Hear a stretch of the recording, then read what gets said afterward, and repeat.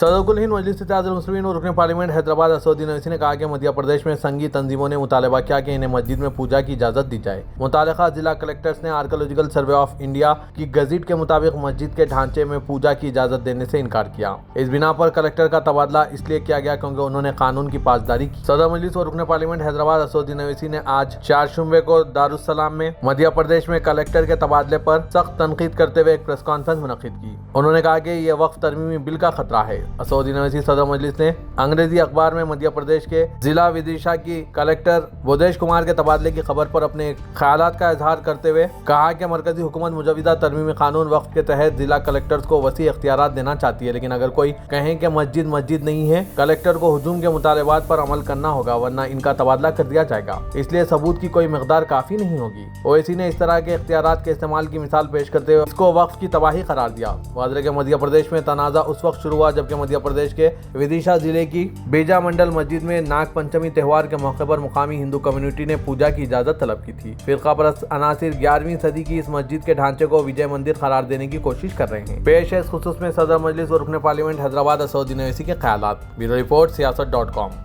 देखिए, मैं जो शुरू से हम जिस बात का खदशा का इजहार कर रहे थे कि जब वहाँ के कलेक्टर ने ये कहा कि 1950 के ASI का गज़ीट है जिसमें मस्जिद है और संघ परिवार के ऑर्गेनाइजेशन ये चाहते थे कि वहाँ पर मस्जिद में ASI प्रोटेक्टेड जो मॉन्यूमेंट में जिसमें गज़ीट में मस्जिद है वहाँ पर पूजा करें, और वो कलेक्टर नहीं सुना तो उस कलेक्टर का बीजेपी की सरकार ने ट्रांसफ़र कर दिया।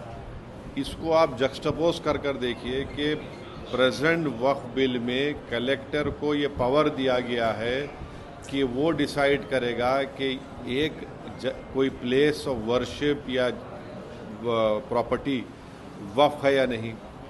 अब जबकि कलेक्टर को आप शिफ्ट कर दे रहे हैं क्योंकि उन्होंने संघ परिवार के ऑर्गेनाइजेशंस की बात को नहीं माना, तो हमारा जो एप्रीहेंशन और खदशा है कि अगर ये बिल लॉ बनेगा तो हर कलेक्टर हर मस्जिद को बोलेगा ये मस्जिद नहीं है और गवर्नमेंट प्रॉपर्टी डिक्लेयर करके उस मस्जिद को डिमोलिश भी कर सकते या उस मस्जिद पे नमाज बंद कर सकते, उस दरगाह में जो उसके जो उसूल हैं उसको ख़त्म कर सकते, क़ब्रस्तानों को घोषित कर देंगे ये गवर्नमेंट प्रॉपर्टी है। तो कलेक्टर को जो पावर्स वक्फ बिल में दिया गया है जो बिल्कुल गलत है, उसकी एक बेहतरीन मिसाल कल विदिशा में हम देखें कैसे उस कलेक्टर ने नहीं माना तो गवर्नमेंट ने उसको शिफ्ट ही कर दिया।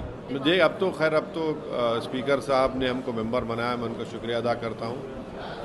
JPC बनेगी, उसका टर्म्स ऑफ रेफरेंस अभी नहीं मालूम, जब मीटिंग होगी तो हम उस पर कैसा बोलेंगे। गज़ीट कौन इशू करता है आप बताइए? नहीं, गज़ीट कौन इशू करता है? वक्फ बोर्ड तो इशू नहीं करता गज़ीट, सर्वे कमिश्नर सरकार का होता है। सर्वे कमिश्नर सरकार के पैसों से सर्वे करके रिपोर्ट देता है, उस रिपोर्ट को प्रदेश की सरकार गज़ीट इशू करती है। वक्फ बोर्ड से क्या ताल्लुक़ उसको?